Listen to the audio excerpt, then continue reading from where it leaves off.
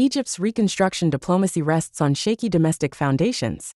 On March 16, an errant Houthi missile aimed at Israel in protest against its war in Gaza instead struck the Egyptian resort city of Sharm el-Sheikh.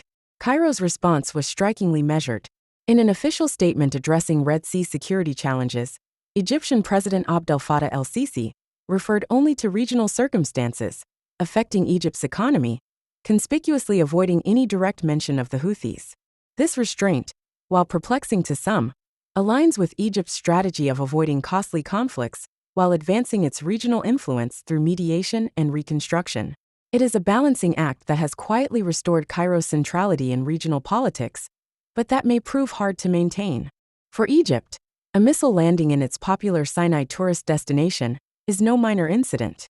Any resulting drop in tourism revenue would compound the economic fallout of the Houthis' attacks on Red Sea shipping, which the group began launching after the Israeli invasion of Gaza on October 8, 2023. The attacks, which the Houthis recently resumed after having paused them during the short-lived ceasefire between Israel and Hamas, have caused a 60% drop in Suez Canal traffic. Egypt's monthly losses now exceed $800 million, increasing the pressure on its already fragile economy.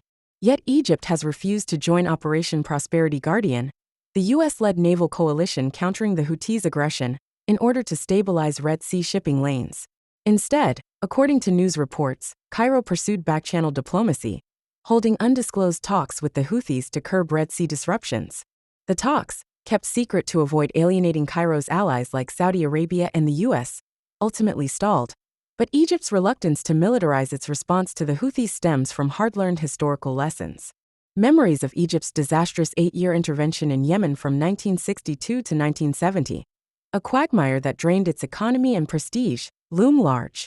The costly involvement, often referred to as Egypt's Vietnam, tied down tens of thousands of troops and left a lasting reluctance among decision-makers in Cairo to engage in direct confrontation in Yemen.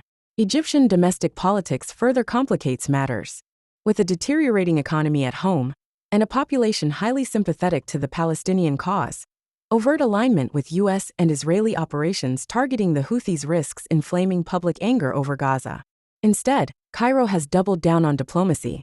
Alongside Qatar, it has helped broker the ceasefire talks between Hamas and Israel, leveraging its long experience of mediating negotiations between the two sides, as well as its unique status as both a peace treaty partner with Israel and a nation bordering Gaza, to position itself as the Arab world's leader on the conflict.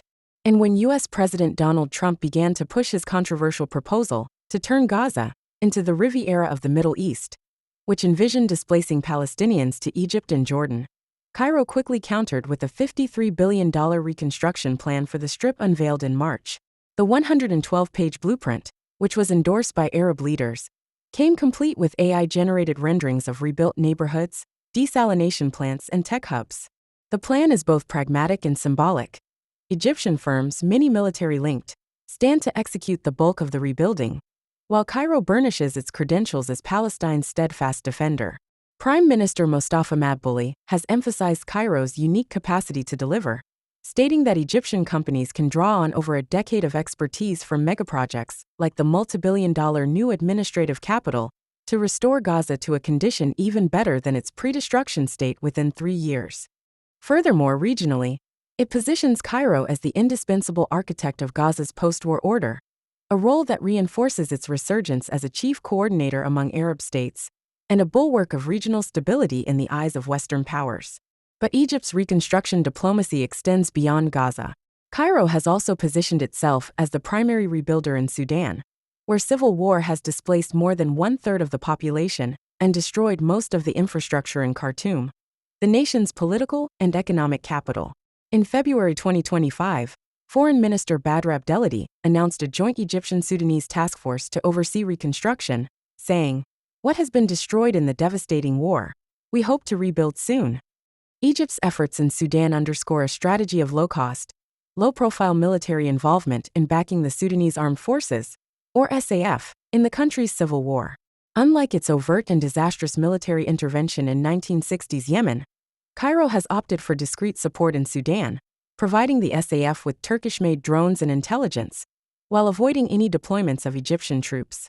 By blending Reconstruction diplomacy with behind-the-scenes military support, Cairo seeks to secure its southern flank and Nile River interests without getting bogged down in a costly military entanglement. Egypt's involvement in Libya tells a similar story.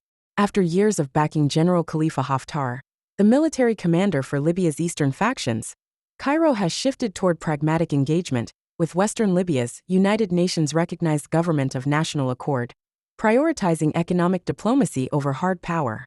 This strategic pivot is evident in Egypt's expanding role in Libya's $400 billion reconstruction market, where its firms are now leading critical infrastructure projects and have collectively secured contracts worth over $4 billion. Behind Egypt's reconstruction diplomacy lies a critical driver: its military-industrial complex. The armed forces wield outsized influence across key economic sectors such as construction, agriculture, and infrastructure, through state-owned enterprises exempt from taxes, audits, and competition laws. Entities like the Armed Forces Engineering Authority, which is owned and operated by the Ministry of Defense, spearhead major infrastructure projects in Egypt, including the construction of new administrative capital and expansions of the Suez Canal, which came in at a combined $66 billion. Since 2014, el-Sisi has directed over $300 billion to infrastructure development, including road and port construction and railway development, much of it by military-owned businesses. However, this military dominance strangles the economy. According to Naguib Cyrus, a prominent Egyptian businessman and telecoms billionaire, the army has advantages that other companies do not have, because it does not pay taxes and does not need a license. As a result, its ability to operate is easier and the competition is unequal. The International Monetary Fund and Egyptian business leaders similarly warn that the military's privileges, including tax exemptions, no-bid contracts, and exemption from oversight, distort markets. In 2018, for instance, the military's expansion into cement production coincided with the collapse of the private firm Alchemia, costing thousands of jobs immediately, while pushing competitors toward collapse and deterring investment over the longer term. As the IMF and Gulf state benefactors pressure Cairo to boost economic transparency and curb the military's economic role, Egypt's regional reconstruction diplomacy operates on a paradoxical logic. It is corrosive domestically yet self-perpetuating internationally. By hosting Gaza donor conferences and branding itself as the gateway to Africa, Cairo markets its sprawling megaprojects to foreign investors. And its accession to BRICS in 2024 secured access to Chinese financing and strengthened its relationship with Russia, one of Egypt's biggest trade partners, further embedding it in global economic networks.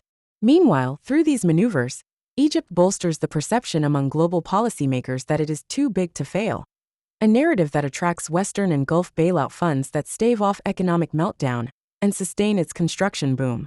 But the resulting windfalls are always funneled upward, enriching elites while 60% of Egyptians live below or close to the poverty line. The system avoids collapse not through reform, but by framing Egypt's stability as indispensable, reinforcing a cycle of dependency and elite enrichment.